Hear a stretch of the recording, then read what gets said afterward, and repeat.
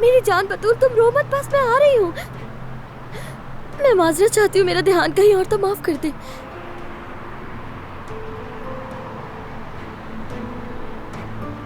मोहतरम मेहमानानी गिरामी, आप सबका फिर से खैर मकदम है।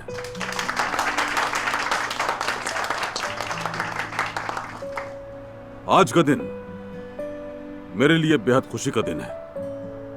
अगर आप पूछें क्यों, तो यूं, मेरा छोटा शहजादा औजान आज ये शानदार रेस्टोरेंट खोल रहा है।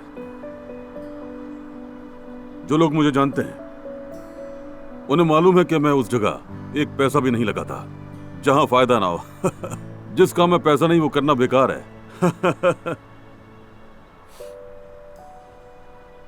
लेकिन औजान को मैंने 1 रुपया नहीं दिया। आप जो कुछ यहां देख रहे हैं सब कुछ इसने अपनी मेहनत से हासिल किया है, अपनी काबिलियत से और अपने ऊपर भरोसा करके सब कुछ किया है इसने। और मेरा सर फख्र से बुलंद कर दिया है आज औजान ने। इस पर यह जबरदस्त तालियों का हकदार है। औजान, बहुत बहुत मुबारक बेटा। आपका शुक्रिया बाबा। दुआ है कि तुम खूब तरक्की करो इस बिजनेस में। आमीन।